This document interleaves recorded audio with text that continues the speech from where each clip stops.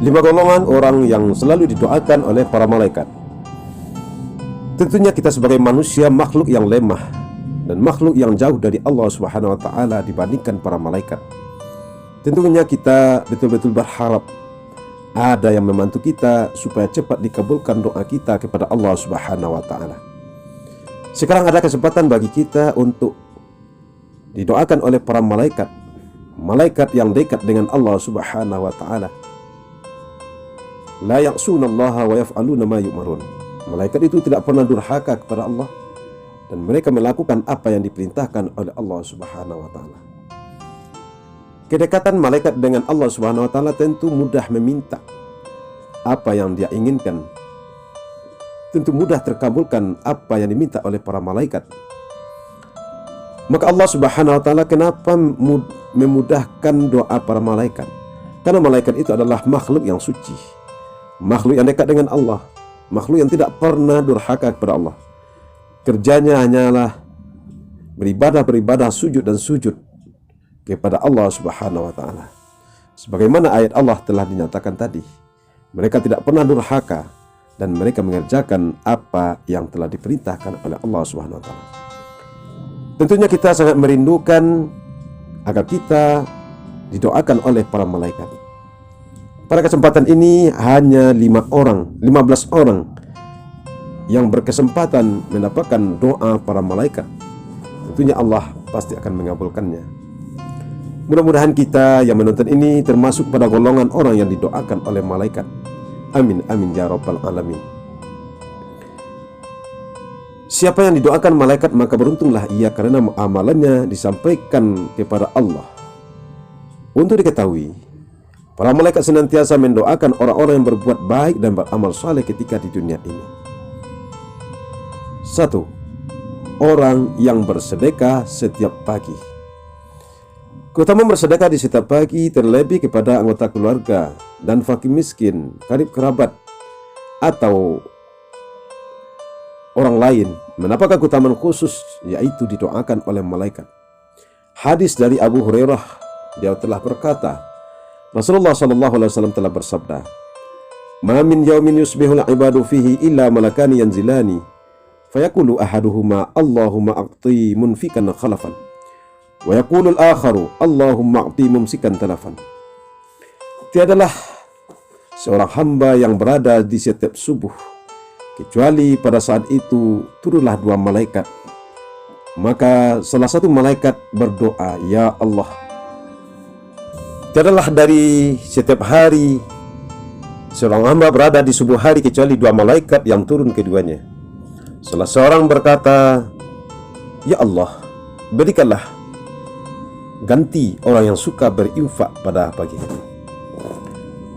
Dan berkata malaikat yang lain, "Ya Allah, berikanlah kehancuran bagi orang yang menahan dan tidak mau bersedekah."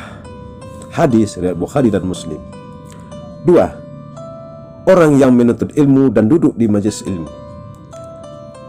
Malaikat senantiasa mendoakan orang yang belajar dan menuntut ilmu serta mengajarkannya. Hadis Rasulullah SAW, "Man salaka tariqan yatlubul ilm fihi ilman, salakallahu bihi tariqan min tariqil jannah. Wa innal malaikatu la yada'u ajnihataha ridan li talabil ilmi ridan bima yasna'u wa innal ilma la yastaghfiz lahu man fis samawati wa man fil ard wal jinan fi harfil ma wal jitan fi harfil ma." Siapa yang menempuh jalan yang di jalan tersebut dia mencari ilmu, maka Allah akan membuat dirinya menempuh jalan di antara jalan-jalan menuju surga. Sesungguhnya para malaikat meletakkan sayap-sayapnya untuk para penuntut ilmu karena suka dengan apa yang dilakukan. Sesungguhnya seluruh makhluk di langit dan di bumi akan memohon ampun kepada orang yang berilmu, termasuk ikan di tengah-tengah air.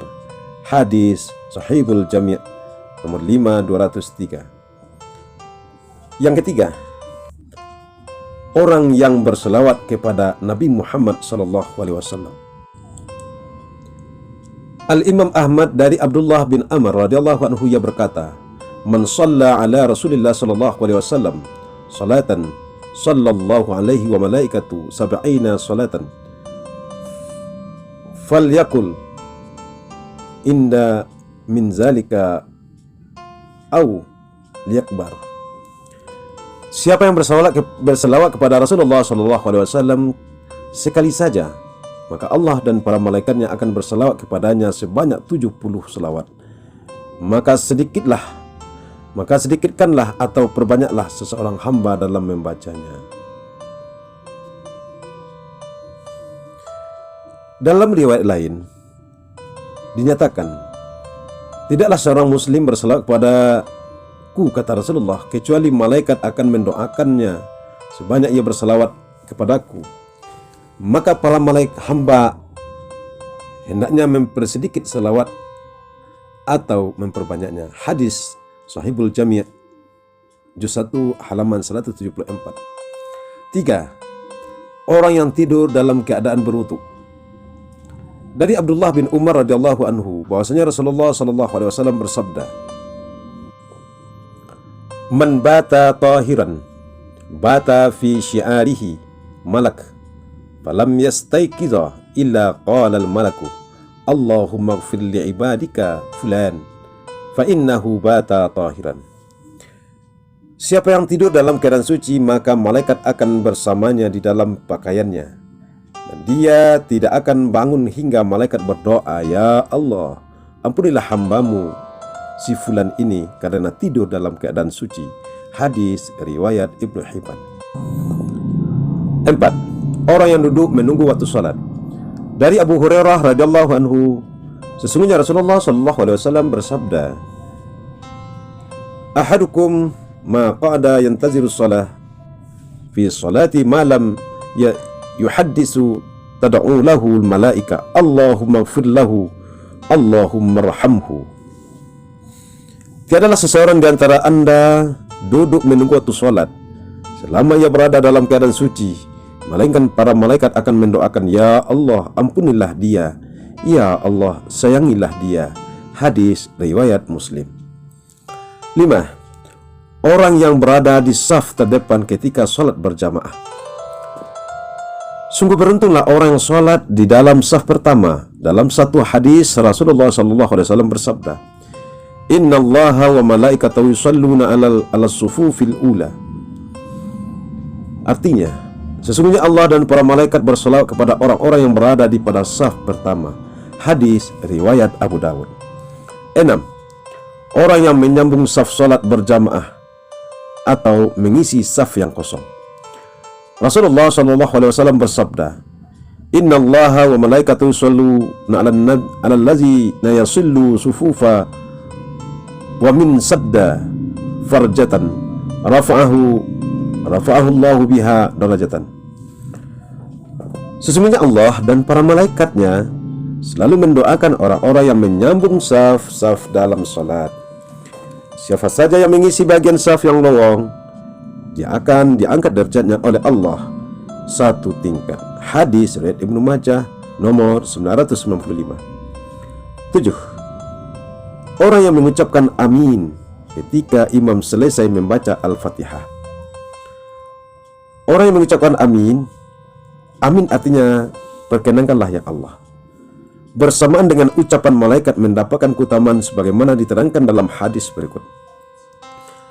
An Abi Hurairah radhiyallahu anhu anin Nabi sallallahu alaihi wasallam, "Iza amin al-qari fa aminu fa innal malaikatu tu'minna faman wafaqa ta'minul malaikah ghufira lahu ma taqaddama min zanbi." Dari Abu Hurairah, Nabi Muhammad SAW bersabda, "Apabila seorang imam mengucapkan amin, maka ucapkanlah amin, karena para malaikat pun ikut mengaminkan. Maka siapa yang membacanya amin bertepatan dengan bacaan malaikat, akan diampuni dosa-dosanya yang telah berlalu dilakukannya." Hadis riwayat Bukhari nomor 6402. 8. Orang yang berdiam diri di tempat salatnya usai mendirikan salat. Dari Abu Abdurrahman ia berkata, "Aku mendengar Ali berkata, Rasulullah SAW bersabda, "Innal abda idza jalasa fi salatin ba'da salatin salat alaihi malaikatu wa sallathum alaihi Allahumma ighfir lahu Allahumma rahamhu wa in jalasa yantaziru salah shalla alaihi malaikatu salatuhum alaihi Allahumma ighfir lahu Allahumma rahamhu." Artinya, sesungguhnya jika seseorang hamba duduk di masjid setelah melaksanakan sholat, maka para malaikat akan berselawat untuknya, dan selawat mereka kepadanya adalah dengan berkata, "Ya Allah, ampunilah ia. Ya Allah, sayangilah dia." Jika ia duduk untuk menunggu sholat, maka para malaikat akan berselawat kepadanya. Selawat mereka kepadanya adalah dengan berdoa, "Ya Allah, ampunilah ia. Ya Allah, sayangilah dia." Mari kita selalu menunggu waktu sholat dengan berzikir dan berdoa kepada Allah Subhanahu wa Ta'ala. 9. Orang yang melaksanakan sholat subuh dan sholat asar berjamaah. Dalam hadis yang diriwayatkan oleh Abu Hurairah radhiyallahu anhu, Rasulullah sallallahu alaihi wasallam bersabda, "Yata'aqibu fikum wa malaikatu bil laili wal malaikatu bin nahar wa yajtami'una fihi salatul fajri wa salatul asar summa ya'rujul ladzi batu fihim fayas'aluhum rabbahum wa huwa a'lamu bihim kaifa taraktum abdi fayaqulu taraknahum wa hum yusalluna wa atainahum wa hum yusallun." Malaikat bergantian melihat kita pada siang hari dan malam. Para malaikat itu bertemu di sholat subuh dan sholat asar. Kemudian yang bermalam dengan kalian naik ke langit dan ditanya oleh Rabb mereka, dan dia lebih tahu keadaan hamba-hambanya. "Bagaimanakah kondisi hamba-hambaku ketika kalian tinggalkan?" Para malaikat menjawab, "Kami meninggalkan mereka dalam keadaan sholat, dan kami mendatangi mereka dalam keadaan sholat." Hadis riwayat Bukhari Muslim. Begitu tingginya nilai sholat subuh. Orang yang melaksanakan sholat subuh dengan berjamaah, maka nilai pahalanya sama dengan melaksanakan sholat semalam suntuk. Kenapa begitu tingginya? Karena tantangan pada sholat subuh itu adalah sangat berat dibandingkan sholat-sholat lainnya. Sedangkan sholat isya, siapa yang melaksanakan sholat isya dengan berjamaah, maka seolah-olah dia sama mendapatkan pahala sholat setengah malam. Di riwayat lain disebutkan, ketika Allah bertanya kepada mereka, "Bagaimanakah kalian meninggalkan hambaku?" Para malaikat menjawab, "Kami datang sedangkan mereka melakukan sholat, dan kami tinggalkan mereka sedangkan mereka sedang melakukan sholat. Maka ampunilah mereka pada hari kiamat." Hadis riwayat Imam Ahmad, Al-Musnad nomor 9140. 10. Orang yang mendoakan saudaranya tanpa sepengetahuan yang didoakan. Rasulullah SAW bersabda, "Ma min abdin muslimin yad'u li akhihi yazharul ghaib illa qala al-malaku walaka bimisli." Artinya, tidak ada seorang muslim pun mendoakan kebaikan bagi saudaranya sesama muslim tanpa mengetahuinya, melainkan malaikat akan berkata, "Dan bagimu juga kebaikan yang sama." Hadis riwayat Muslim. 11. Orang yang sedang makan sahur. Dari Ibnu Umar radhiyallahu anhu, beliau berkata, Rasulullah bersabda, "Innallaha wa malaikatu yusalluna 'alal mashurin."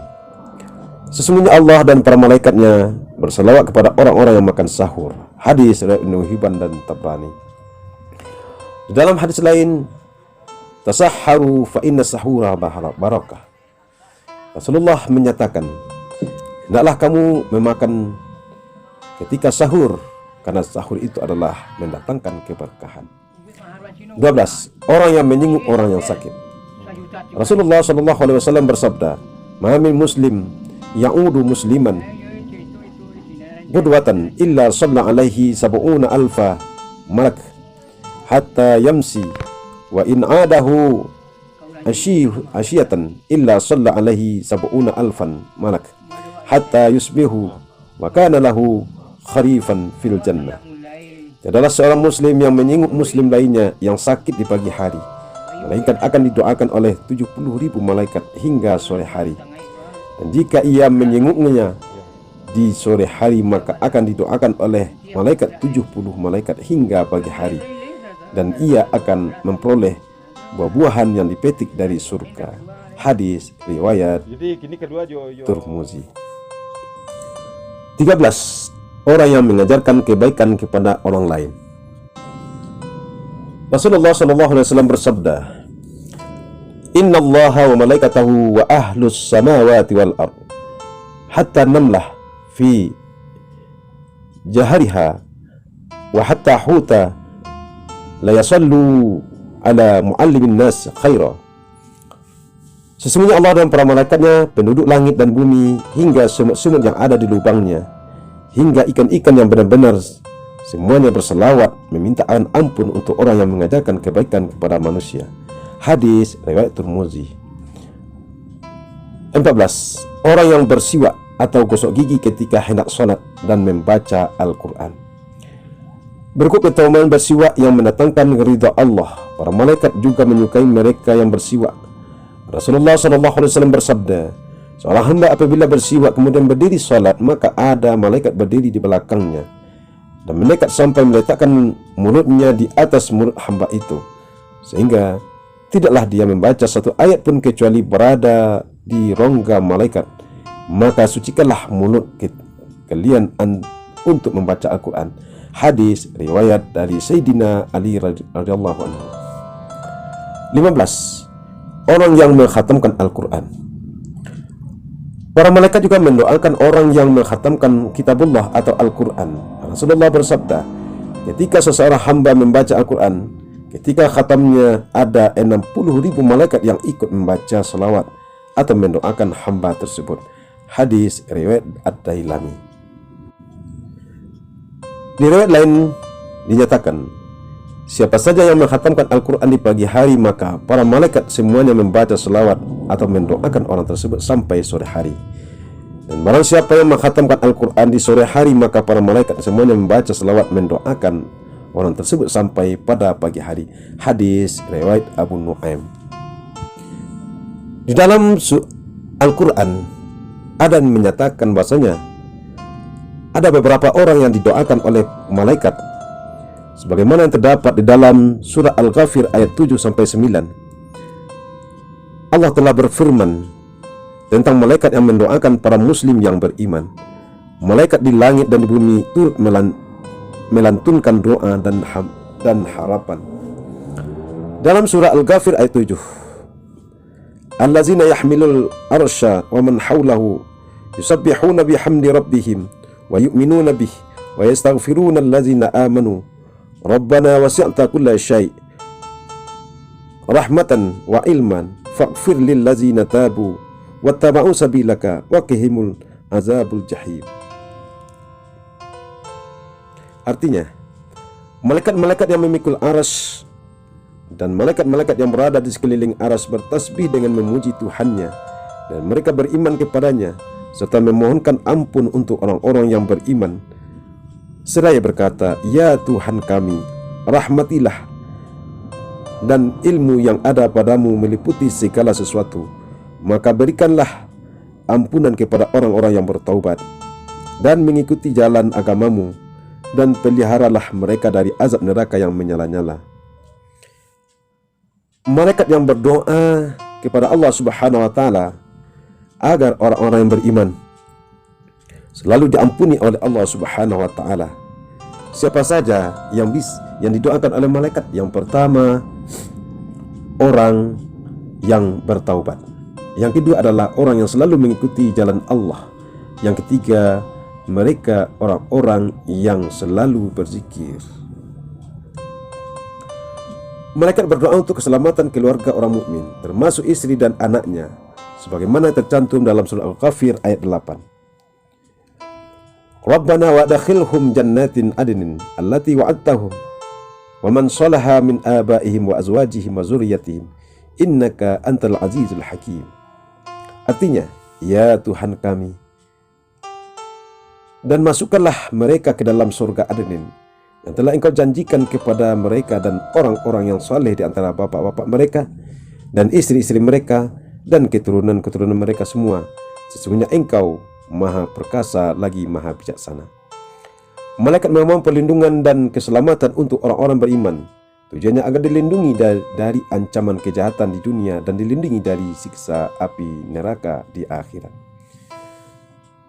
Kemudian di dalam surat Al-Ghafir ayat 9, waqihimu sayi'at